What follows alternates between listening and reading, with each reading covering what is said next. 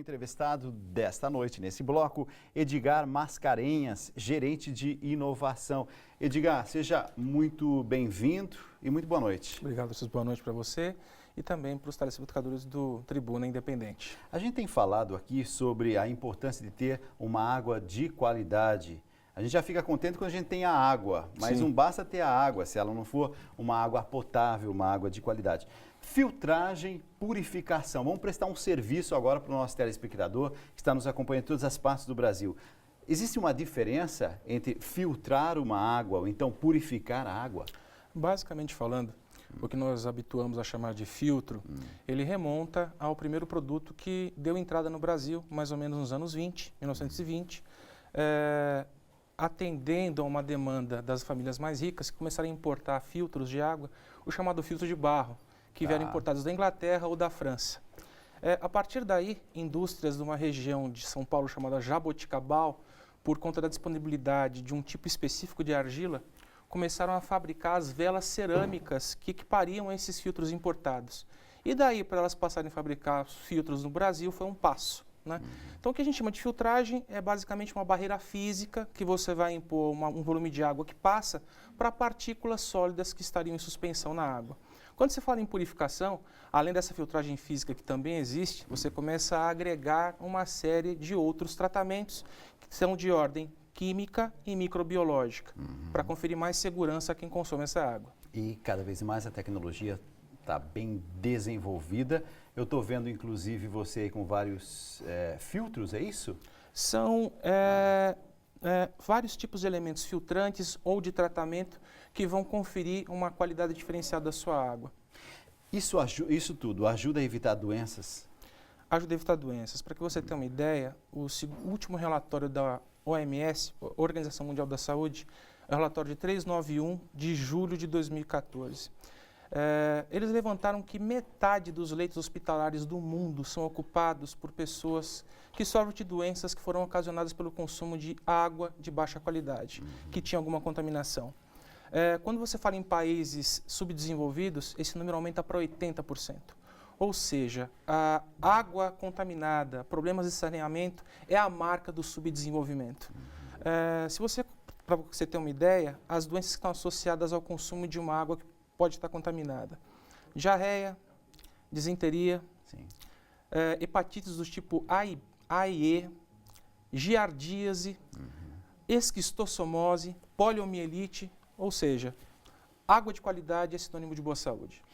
A gente está prestando um serviço nessa noite, porque nessa época tem muita gente pegando água de chuva, depois dizendo assim, água de chuva, caiu lá do céu, tal, é ótima para ser utilizada e para se beber. Podemos beber diretamente, sem passar por um filtro, sem passar por esse processo de purificação? O que eu vou te falar pode parecer impressionante, mas nem sequer se passar por um filtro. Por quê? Todos os sistemas de purificação de água vendidos no Brasil, se são fabricados de acordo com a lei, eles são feitos para atender um padrão de potabilidade que é determinado pelo Ministério da Saúde. Então, não é qualquer água que esses purificadores ou filtros tratam. Essa água tem que atender a parâmetros mínimos de potabilidade que são estabelecidos por essa portaria. A água de chuva, você não sabe absolutamente qual é a qualidade da água que cai, não sabe quais são os contaminantes que estão nas superfícies por onde essa água passa, para que, enfim, você possa fazer um tratamento adequado para ela. Você pode usar água de chuva, sim, desde que você tenha cuidados na sua captação, no seu armazenamento, para depois pensar numa distribuição. Para que você recomenda o uso de água de chuva? Você pode lavar os panos de limpeza da sua água, lavar o quintal, irrigar o seu jardim, mas nunca para o consumo mais nobre, que é para a ingestão, que é para a preparação dos seus alimentos. É a mesma coisa a água de reuso, que hoje está muito em voga, muito em moda a gente falar sobre água de reuso. Tomar cuidado também que não é uma água própria para se beber, é isso? Água de reuso, ela é fundamental. Reuso é uma coisa que as indústrias, as residências vão ter que passar a se preocupar com isso. O que acontece? 70% da água consumida no mundo é na agricultura, 22% na indústria e somente 8% é no uso doméstico. Quando você fala em água de reuso, a gente está falando de água de lavatórios, de copa, de cozinha, água que seria descartada. E que se você fizer uma captação e um armazenamento, ela pode ser utilizada também para os mesmos usos não tão nobres, né? Mas é fundamental, porque hoje em dia, principalmente na indústria, a gente usa água nobre, que poderia ser bebida, água potável, para processos industriais que não necessitariam de uma água de tão boa qualidade. Eu estou vendo aqui, então, esses vários equipamentos e a gente preparou ali uma mesa também com alguns filtros, não sei como é que eu chamo, ou purificadores, é isso? Ali na bancada você tem todos os purificadores de água. Purificadores de água. Sim. Vamos entender melhor, para quem está em casa, assim você pode também ir identificando ali o que é mais recomendado, dependendo da situação, e levamos esse material para lá, é isso? Levamos para lá? Vamos lá? Então tá bom. Então vamos levar este material para lá. Você que está em casa, está nos acompanhando, preocupado, quem sabe, com a situação de falta d'água, mas sabe de uma coisa, hein? Não basta a gente ir se entusiasmando aí, tal, de pegar qualquer tipo de água. Entrei na frente da sua câmera. Não é? Não tem, a gente tem que levar a sério e ver realmente o que precisa. Isso aqui, onde a gente coloca? Pode ficar aqui comigo, né? Beleza, vamos lá. Vamos entender o que está acontecendo aqui. Ok, vamos falar basicamente de um sistema. Quando você fala num filtro, a gente está tentando, nesse em particular, simular o que acontece na crosta terrestre. A água vai passar pela crosta terrestre, vai passar por várias camadas de rocha, de vários tipos, e à medida em que ela vai passando por esse meio que é permeável, ou seja, permite a passagem de fluidos, você vai tendo uma purificação dessa água. Essa é uma cama, por exemplo, de um purificador de água, que ela agrega elementos minerais, começa com uma camada que a gente chama de pré-filtragem, ela vai passar por uma camada de dolomita, que é uma pedra mineral, que vai, além de fazer a primeira barreira de partículas em suspensão na água, um particulado de maior dimensão, ela vai agregar cálcio e magnésio. Então ela não só retira o que é ruim da água, ela acrescenta o que é bom. Depois vai passar por uma outra camada de filtragem, que é um outro elemento mineral chamado quartzo, e a partir daí você tem, sempre em granulometrias cada vez menores, o que é granulometria? O tamanho do grão. Tá. Um carvão ativado, né? Esse carvão ativado ele vai fazer o que? Ele vai retirar o cloro da água. Por quê? Esse padrão de potabilidade que eu falei para você lá na mesa, ele é garantido pela estação concessionária até o ponto de distribuição. O caminho do ponto de distribuição até a sua casa, no cavalete ou reservatório, a caixa d'água, pode acontecer uma série de contaminações, inclusive bacteriológicas. O cloro está ali para proteger a água. Só que o cloro, para o organismo humano, não é bom, é um halogeno, é um material que em quantidades maiores ele pode ser até tóxico, mas a estação toma cuidado, coloca quantidades mínimas. Só que isso altera o sabor e pode trazer um odor desagradável. Então, o que esse carvão ativado vai fazendo ao longo de todo o caminho? Ele vai retirando o cloro e a cada camada que diminui o tamanho do grão, aumenta a eficiência de tratamento, diminui uns espaços, a água vai recebendo um tratamento cada vez melhor, até que esse cloro ele é adsorvido. Entendi. Aí tem uma diferença.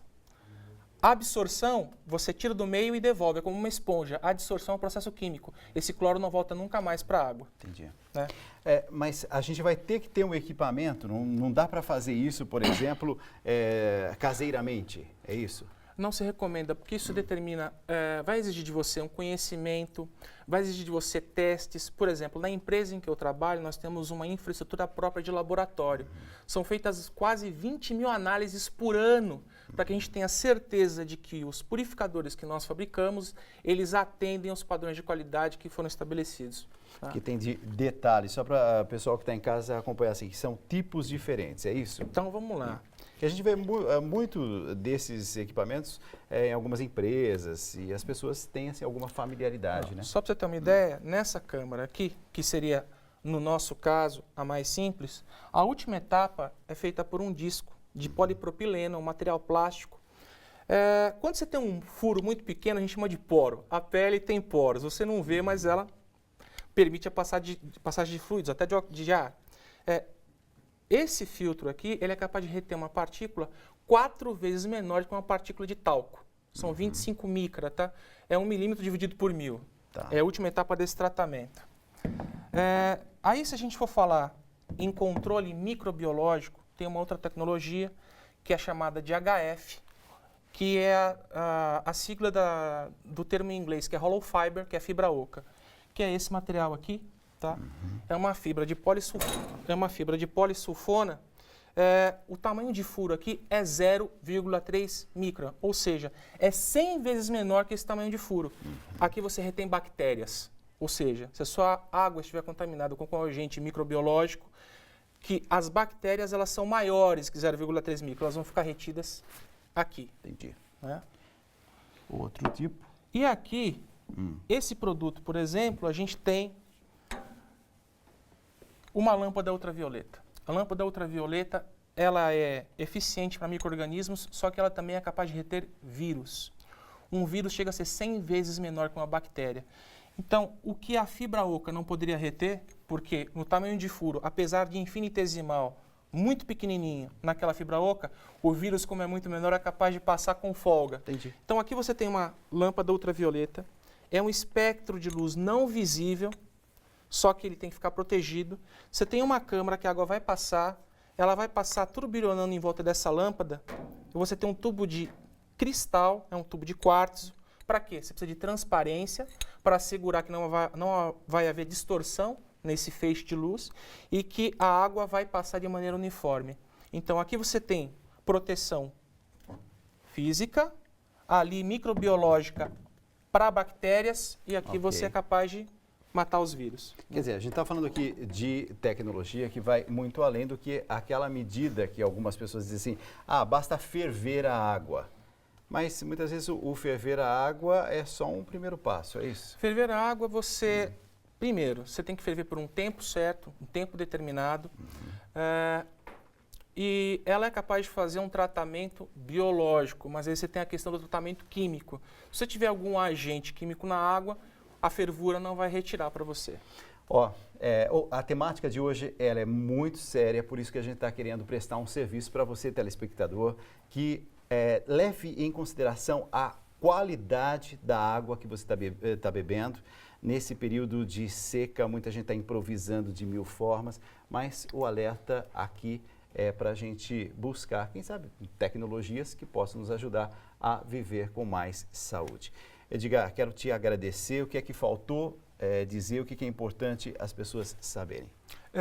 O que é importante dizer é que a gente vive num planeta que, apesar de ser chamado Terra, praticamente 3/4 da superfície são constituídos por água. E isso dá para a gente uma falsa sensação de abundância. A água doce disponível no planeta, que está em camada superficial, que a gente pode tratar e recorrer, equivalem a 0,007% da água do planeta. Ou seja, de 1000 partes de água, se tivesse 1000 litros de água, só 7 seriam água disponível para fazer tratamento. Então, água escassa, para a gente que trabalha nesse mercado, a água sempre foi escassa. Sim. Então, essa conscientização ela tem que vir, a mudança de hábito tem que acontecer, porque é um bem realmente precioso e é essencial, sem eles nós não vivemos. E finito, né? A gente precisa ter essa consciência também. Então, a água que está aí no planeta, ela está... Desde que o planeta se formou, acontece o seguinte, de 1900 até os anos 2000, a quantidade de água consumida no mundo, ela quadruplicou. Exatamente. E até 2025 ela vai quintuplicar. Então o que acontece é que a nossa necessidade de água, ela aumentou absurdamente. Sim. Ok? Edgar, muito obrigado. Edgar Mascarenhas, você. Que nessa noite veio nos alertar sobre a importância de termos água de qualidade.